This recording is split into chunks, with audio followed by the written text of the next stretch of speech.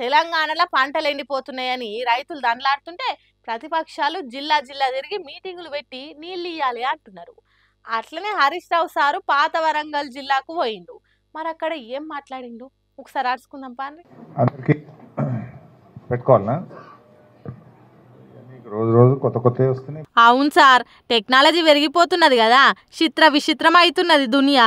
అదే కాదు సార్, షీపురు పుల్లంత మైకులు కూడా ఉన్నాయి. మిత్రులకు పేరు పేరున నమస్కారం. డిస్టర్బ్ అవుతుందిరా బిడ్డ ఎందుకో. చిన్న కథలుండే సార్ ఈ కొత్త టెక్నాలజీతోని ఏదో తక్లీఫ్ ఉన్నట్టున్నది. అది సిగ్నల్ అందక అడ్డమై పోతుంది అన్నట్టు. అవును సార్, పేరుకు వైర్లెస్ మైకులు కానిగో గిట్ల సిగ్నల్స్ కట్ అవుతుంది. సరి చేసినట్టున్నది. ఇక చెప్పుండ్రి సార్. ఇవాళ రేవంత్ రెడ్డి పరిస్థితి ఎట్లుందంటే, ఎండలు మరి పోయిన సంవత్సరం కొట్టలేదా? కేసీఆర్ గారు ముఖ్యమంత్రి ఉన్నప్పుడు ఎండలు కొట్టలేదా? అప్పుడు ఎందుకు ఎండలేదు పంటలు, ఇప్పుడే ఎందుకు ఎండుతున్నాయి?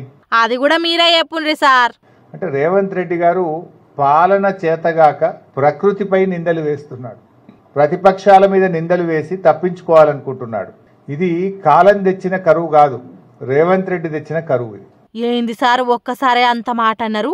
రేవంత్ రెడ్డి కరువును ఎట్లా తెస్తాడు సార్? దేవాదులలో ఓఎండ్ఎం కాంట్రాక్టర్కు 7 కోట్ల రూపాయల బిల్లు ఇవ్వకపోవడం వల్ల 33 రోజులు పంపులు మోటార్లు ఆన్ చేయలేదు.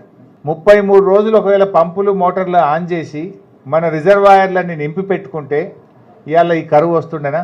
అవును సారు, పుష్కలంగా నీళ్లు కాలువలల్లా పారుతుండే, నెర్రవట్టిన నేల నాసు పట్టి పచ్చ ఉంటుండే అంటారు, అంతేనా? ఏమన్నా మేము అడ్డం గీట నిలబడ్డామా? నీళ్ళు ఇయ్యకు వద్దు రేవంత్ రెడ్డి అని మోటార్లకు అడ్డం హరీష్ రావు గారు బీఆర్ఎస్ నాయకులు నిలబడ్డారా? నీళ్ళు ఇస్తా అంటే ఎవరన్నా వద్దంటారా సార్? మీరు మోటార్ లాంచ్ చేయండి అని అన్నారు కావచ్చు. అయినా సీఎం రేవంత్ రెడ్డి మా పాలన బాగానే ఉన్నది అన్నట్టు అన్నాడు కదా సార్. మొన్న ఎక్కడో రేవంత్ రెడ్డి నాదంతా 2020 మ్యాచ్ అన్నాడు. అవును, నీది 2020 మ్యాచే. నీదేముంది? నీ 2020లో ఫైనాన్స్ డిపార్ట్మెంట్లో బిల్లులు ఇవ్వాలంటే 20% కమిషన్, రెవెన్యూ డిపార్ట్మెంట్లో భూములకు క్లియరెన్స్ ఇవ్వాలంటే 20% కమిషన్, మున్సిపల్ అడ్మినిస్ట్రేషన్ డిపార్ట్మెంట్లో అపార్ట్మెంట్లకో గేటెడ్ కమ్యూనిటీలకో పర్మిషన్ కావాలంటే 20% కమిషన్. ఇదంతా 2020 రేవంత్ రెడ్డి ఎవరు కాదంటారు? హాగో గాట్లున్నదట కమిషన్ల కహాని. ఈ ముచ్చట్లు చెప్పుకుంటేనే కేసీఆర్ కాలం నాటి ముచ్చట కూడా చెప్పిండు. ప్రకృతి ఈసారి కనికరించింది. పోయినసారి కంటే ఈసారి కాలం మంచిగా అయింది. వర్షాలు బాగా పడ్డాయి. కృష్ణా నదిలో వేలాది టీఎంసీల నీళ్లు సముద్రంలో కలిసినాయి. గోదావరిలో వేలాది టీఎంసీల నీళ్లు సముద్రంలో కలిసినాయి. కేసీఆర్ ఉండగానేమో చుక్క చుక్కను ఒడిచిపెట్టిండు, రేవంత్ రెడ్డి ఏమో నీళ్లను వదిలిపెట్టిండు. కేసీఆర్ గారు గోదావరిలో నది ప్రారంభమైందనగానే మోటార్లు ఒక్క సెకండ్ కూడా లేటు కాకుండా మోటార్లు ఒత్తుపిస్తుండే, ప్రతి చుక్కను తెచ్చి రిజర్వాయర్లు నింపుతుండే, చెరువులు నింపుతుండే, వాగులల్లో నీళ్లు వదులుతుండే. ప్రతి చుక్కను ఒడిసిపట్టింది కేసీఆర్ అయితే ఇడిచిపెట్టింది రేవంత్ రెడ్డి. ఓ ఇట్లా కాంగ్రెస్ సర్కారు చేసిన పనులకు రైతులు ఏడవాల్సి వస్తున్నది అన్నట్టు చెప్పిండు. మరి ఇప్పుడు రైతులను ఎట్లా గడ్డకు వాడేస్తాడనేది ఆ 2020 పాలన చేస్తున్న రేవంత్ రెడ్డికే తెలవాలి అన్నట్టు మాట్లాడుకుంటున్నారట తెలంగాణ పబ్లిక్.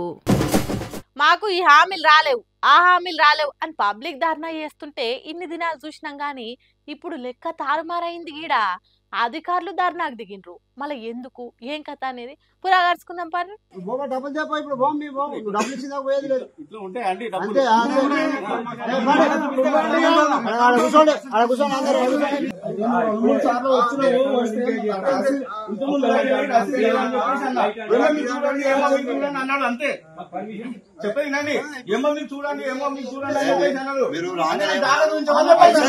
ఆగరో ఒక్క మనిషిని గింత మంది చుట్టుముట్టేగా పడుతుర్రు, అంతగానం తప్పు ఏం చేసిండో అంటారా? తప్పు లేదేం లేదు, ఇంటి పన్ను కట్టలేదట కాక, అంతే. ఇక మున్సిపల్ అధికారులంతా ఇంటికి వచ్చిర్రు. 100% పన్నుల వసూళ్లే లక్ష్యంగా పెట్టుకొని బయలుదేరిరట అధికారులు. జనగామల ఇక పొద్దుగాలనే ఈ అన్నోళ్ళ ఇంటికాడికి వచ్చి కయ్యలొల్లికి దిగిండ్రు. ఇప్పుడు పన్ను కట్టకపోతే నీ ఇంటి ముంగట్కెళ్ళి కదలేదే లేదని ధర్నా గుసురు ఆకిట్లనే. ఆళ్ళొచ్చి ఎంత సంలాయించినా ఆడికెళ్ళి లేవ్వనే లేదు.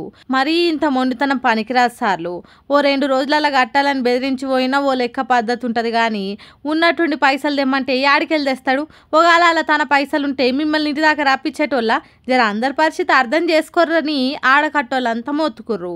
ఇంకొందరైతే మీరు పన్ను కట్టాలని ఇంత మొండికి కూసురు కదా, మరి మేము కూడా సర్కార్ ఇచ్చిన హామీలను నెరవేర్చాలని ఇంతే మొండికి కూసుంటే మీ సర్కార్ గతి ఏమవుతుందో ఆలోచన చేసుకోర్రి. మీరు పైసలు కావాలని ఎంత పట్టు మీద ఉన్నారో మీరు చేయాల్సిన సేవలు కూడా అంతే పట్టు మీద ఉండాలి. అప్పుడు రర్రి అడగకుండా మేమే వచ్చి కడతాం అని గర్రు గుర్ర అంటుర్రు ఈ అధికారుల తీర్లు చూసినోళ్ళు.